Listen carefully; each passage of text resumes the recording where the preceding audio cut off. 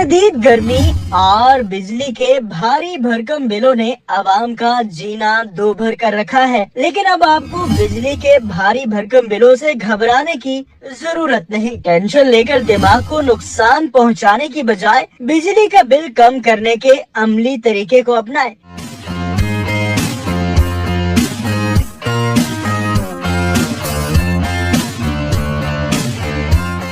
इस वीडियो में हम आपको वो सब तरीके बताएंगे जिन्हें अपनाकर आप अपना बिजली का बिल कम कर सकते हैं। सबसे पहले आपको बिजली के यूनिट्स की तरतीब बताते हैं ताकि आपको मालूम हो सके कि घर में मौजूद कौन सी अप्लायंसेस कितने यूनिट इस्तेमाल करती है और कौन सी चीज बिजली के ज्यादा यूनिट्स इस्तेमाल करती है। अगर आपके घर में फ्रिज मौजूद है और वो 24 घंटे चले तो एक महीने में आपके तकरीबन 118 यूनिट्स इस्तेमाल होंगे, यानी तकरीबन 3.5 या 4 यूनिट एक दिन में आपके बिजली के बिल में शामिल होते हैं। अब आपको करना यह है कि आप शाम 5 बजे से रात 10 बजे तक और सुबह 7 बजे से 9 बजे तक अपनी फ्रिज को बंद रखें। ऐसा करने से आप बिजली के 50 के करीब यूनिट्स बचाने में कामयाब हो सकते हैं। अगर आपको डर हो कि ऐसा करने से फ्रिज की कूलिंग कम हो जाएगी तो आप दूध, गोश्त या अद्वियात ऊपर वाले खाने में रख दें। फालतू सालन, हलवा और फ्रूट को फ्रिज में स्टोर न करें। थोड़ा और ताज़ा फ्रूट लाएं और इसे फ्रिज में स्टोर करने के बजाय खा जाएं। पंखे सिर्फ छत वाले इस्तेमाल करें। अगर आपके घर 3 पंखे सुबह शाम यानी 24 घंटे चलें तो आपके तकरीबन 90 यूनिट सर्फ होंगे। चूँकि गर्मी का मौसम है और पंखे बंद नहीं हो सकते तो आपको करना ये है, या तो आप इन्वर्टर टेक्नोलॉजी वाले पंखे लगवाएं या फिर दिन भर के औकात में अलग अलग कमरों में बैठने के बजाय एक ही कमरे में बैठ जाएं। ऐसा करने से आप कम से कम महीने के 20 यूनिट्स बचाने में कामयाब हो जाएंगे।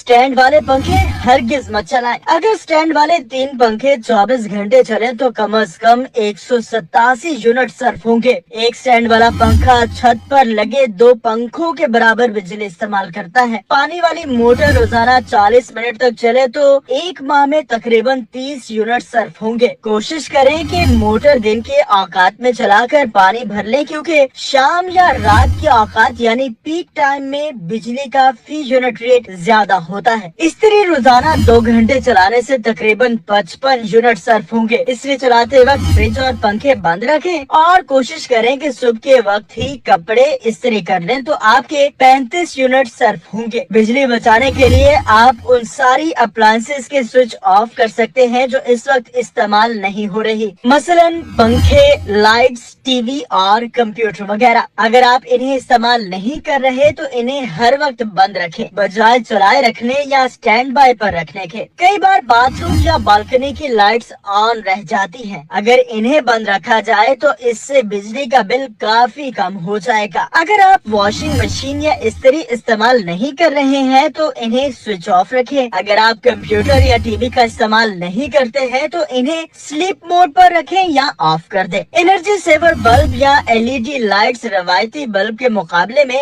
बहुत कम तवानाई इस्तेमाल करती हैं। जहां एक रिवायती लैंप में लगा बल्ब 100 वाट बिजली का इस्तेमाल करता है तो वहीं लैंप में एक एनर्जी सेवर सिर्फ 25 वाट खर्च करता है। अगरचे ये एनर्जी सेवर महंगे आते हैं लेकिन ज्यादा दिनों तक चलते हैं और इनसे बिजली का बिल भी काफी कम आता है। अगर हम इन्वर्टर पर मबनी रेफ्रिजरेटर, एसी और वॉशिंग मशीन का इस्तेमाल करें तो बिजली का बिल 2/3 तक कम हो सकता है। घरों में एसी का इस्तेमाल अब एक मामूल बन गया है, लेकिन अगर एसी को मोहतात तरीके से इस्तेमाल किया जाए तो बिजली का बिल कम करना मुमकिन है।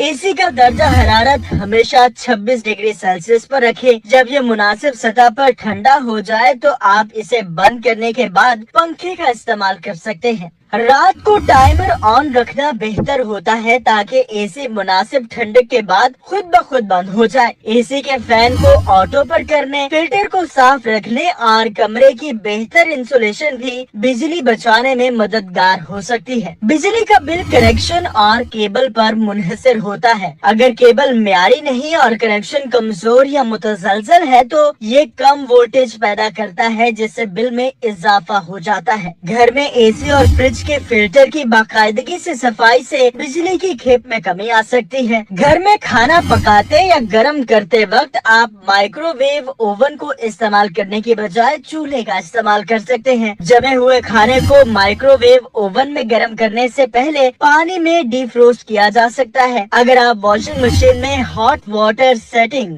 यानी गर्म पानी की सहूलत का इस्तेमाल नहीं करते तो इससे भी बिजली का बिल कम होगा।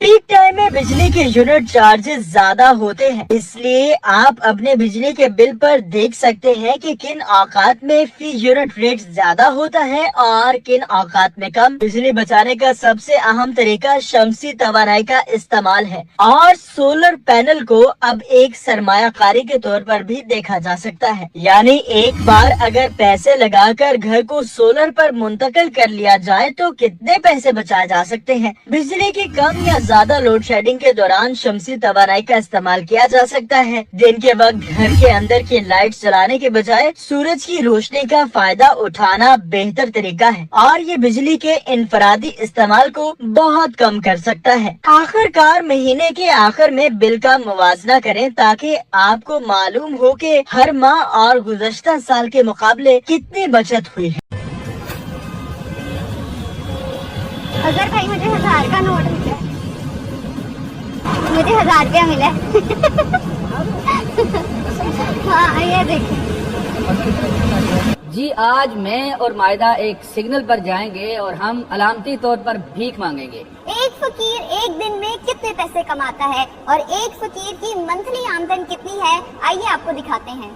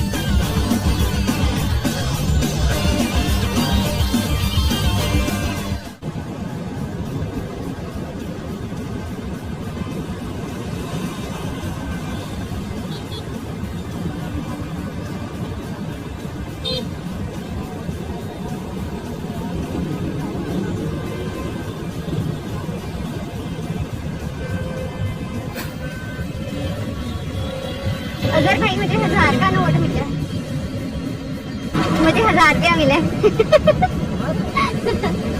हाँ ये देखिए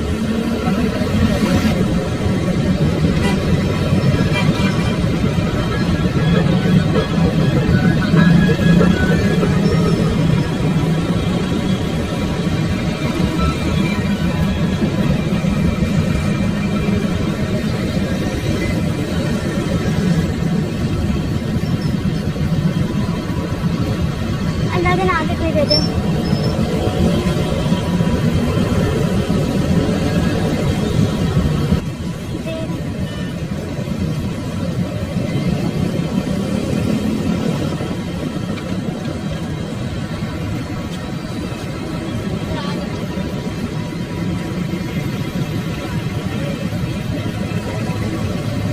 कोई मदद कर दो।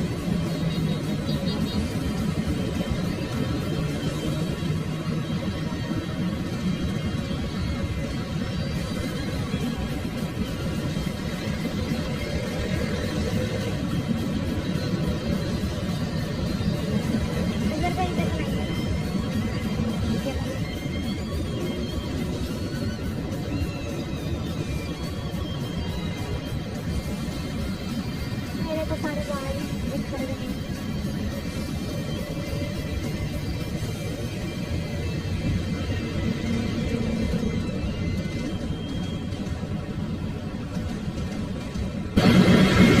ये सिर्फ हमने 20-25 मिनट वक्त लगाया अभी तक।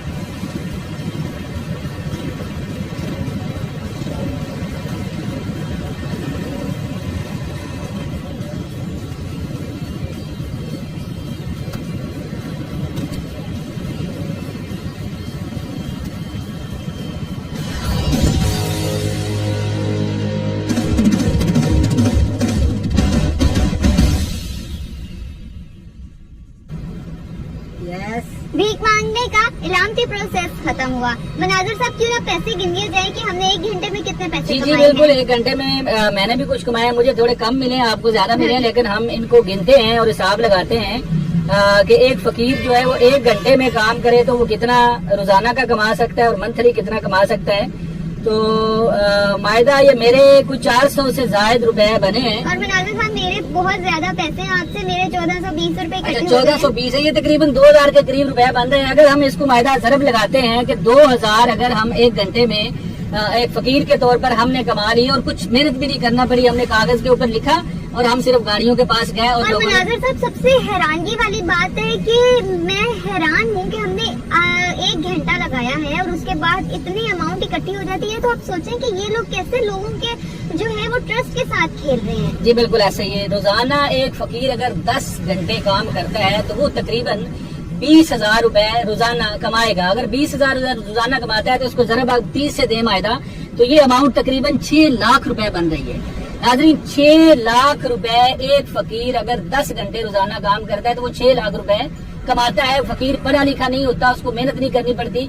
तो इस माशरे में जितनी बेरोजगारी है, जितने लोग बेरोजगार हैं, वो हिसाब लगाएं कि उनकी सैलरीज क्या है और एक फकीर रोजाना कितना कमा रहा है। मुझे तो लगता है कि फकीर हमसे ज्यादा अमीर हैं। फकीर हमसे ज्यादा अमीर हैं, लेकिन ये मांगना कोई अच्छी बात नहीं है। स्टोरी का मकसद ये था कि हम ये जाने कि फकीर इस माशरे में कितना पैसा कमा रहे हैं और पढ़ा लिखा बंदा कितना पैसा कमा रहा है। खर्चे उसके भी उतने, बल्कि फकीर के कम पैसे खर्च होते हैं। वो कमाता ज्यादा है, खर्चे उसके कम है। तो जो पढ़ा लिखा बंदा है वो कमाता कम है, खर्चे उसके ज्यादा हैं। तो एक बड़ा आलमी है। नाजरीन, आपको हमने सूरत बताई। आप भी इस हवाले से कुछ अगर कहना चाहें, बताना चाहें, फकीर के ऊपर, पढ़े लिखे लोगों की इनकम के ऊपर, आमदन के हवाले से कुछ कहना चाहें, जरूर कहें। हमें मायदा और मुझे इस स्टोरी में इजाजत दें। इंशाल्लाह दोबारा इस तरह की कोई नई स्टोरी लेकर आपकी खिदमत में हाजिर होंगे। अल्लाह हाफिज।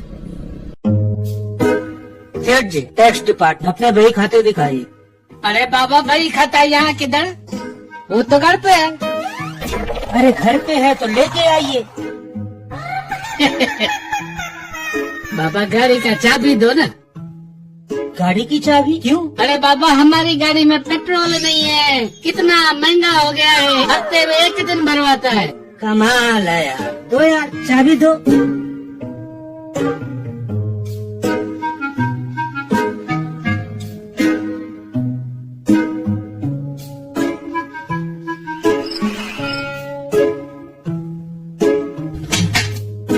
अरे बाबा, सो गया क्या? हमको ज्यादा देर तो नहीं हुआ ना? सेठ जी, खाते ले आए? अरे बाबा, तुमको इधर बैठे हुए कितना देर हो गया? यही कोई 7 घंटे। कोई ग्राहक आया? नहीं। कोई बोनी वोनी हुआ? नहीं। अरे बाबा, जब ग्राहक नहीं, बोनी नहीं, तो खाते में क्या लिखेगा? जीएसटी, नोटबंदी, महंगाई। अरे बाबा, गिराकी चौपट हो गया। अरे जब धंधा ही नहीं है तो टैक्स कहाँ से दूंगा? अरे निकालो इनको बाहर और निकालो ऐसी सरकार। बेटा, इतना भी बुरा हाल नहीं है। आजकल देश तरक्की कर रहा है। अरे घंटा तरक्की कर रहा है। नल है लेकिन पानी नहीं है, बल्ब लगेला है लेकिन बिजली नहीं है, रोड पे गाड़ी कम है, खड्डे ज्यादा है। अरे फुटपाथ पे तू चल नहीं सकता क्योंकि दुकान खड़ेला है। ट्रेन है लेकिन नाम वेटिंग लिस्ट पे। टिकट कंफर्म होता है तो ट्रेन कैंसिल होता है। अस्पताल जाओ तो बेड खाली नहीं है, बेड मिलेगा तो कोई पूछने वाला नहीं है। अरे कंप्लेन करो तो कोई सुनने वाला नहीं है। नेता के पास जाओ तो बाबू के पास भेजता है, बाबू के पास जाओ तो मीटिंग में, घर पे फोन करो तो बाथरूम में। जब वो मिलेगा तो बोलेगा कि एप्लीकेशन दो, वो भी डुप्लीकेट में। फिर वो एप्लीकेशन घूमता रहेगा, round and round, round and round, round and round.